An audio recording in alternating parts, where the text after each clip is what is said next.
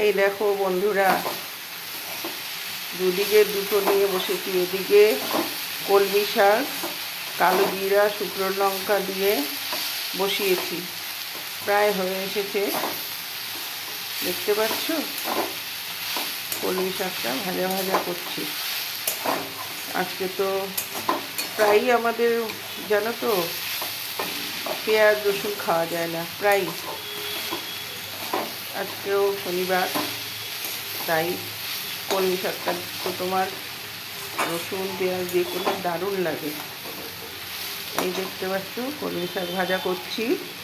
আর এদিকে দেখো পাঁচমিশালি একটা তরকারি বসিয়ে দিয়েছি, যেটাকে বলে লাবড়া।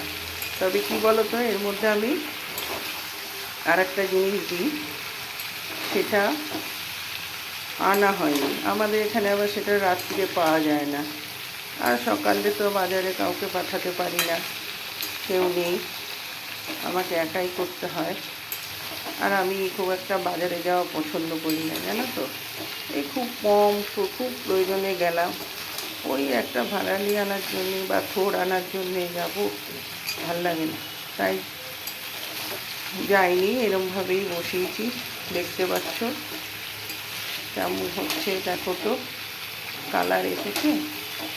এখনও আরেকটা জিনিস দেওয়া বাকি আছে, একটু কমলে দেবো। কড়াইটা ছোট হয়ে গেছে, আছে বড় কড়াই, আর বের করিনি। বুঝতে পেরেছো বন্ধুরা? এই যে আছে কুমড়ো, কাঁচকলা, একটু ঝিঙেও আছে, ঝিঙেটা দিয়ে দিই আবার।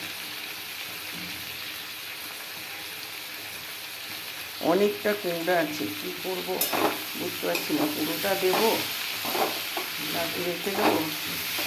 এই যে আবার এদিকে দেখো শাক ভাজতে চলে এলাম, মানে একটু নাড়া দিতে চলে এলাম, যদি আবার পোড়া লেগে যায়। আর সকালবেলায় তোমার ডাল করা হয়ে গেছে, টক ডাল করেছি। আজও আবার টক ডাল করেছি। নিরামিষ হলে বেশিরভাগ টক ডাল আর তোমার মুগ ডালটা করি, খুব ভালো লাগে। টক ডালটা বেশি ভালো লাগে তোমার, যখন আমরা আমিষগুলো পাওয়া যায় তখন বেশিরভাগই এই টক ডালটা করি, আর যখন পাওয়া যায় না তখন মুগ ডালটা করি। এই হচ্ছে ব্যাপার। একবার ওদিক একবার এদিক তোমাদের দেখাচ্ছি। দেখো আবার এদিকটা কষাতে চলে এলাম। এতে তো জল পড়বে না, একটু কমে গেলেই চাপা দিয়ে দেবো। বুঝতে পেরেছি? প্রথমে দিয়েছি তোমার শুকনো লঙ্কা, তেজপাতা, পাঁচফোড়ন, তারপরে তোমার আদা বাটা, জিরে বাটা, হলুদ গুঁড়ো, কাশ্মীরি লঙ্কা গুঁড়ো দিয়ে কষিয়ে এই সবজিগুলো দিয়ে দিয়েছি। এরপরে তোমার এখন দিয়ে দেবো হচ্ছে তোমার এই যে কুমড়োগুলো, দেখো এই যে কুমড়োগুলো সব দিয়ে দিচ্ছি। কুমড়ো আর কি যে কলা ছিল দিয়ে দিচ্ছি। দেখো কড়াইটা কেমন ভরে গেল, দেখতে পাচ্ছ? পুরো কড়াই ভর্তি হয়ে গেছে। এবারে এটা নাড়িয়ে একটু চাপা দিয়ে দেবো। ভেবেছিলাম কুমড়োটা ভেজে নেব, আর ভেজে নিলাম না, দিয়েই দিলাম।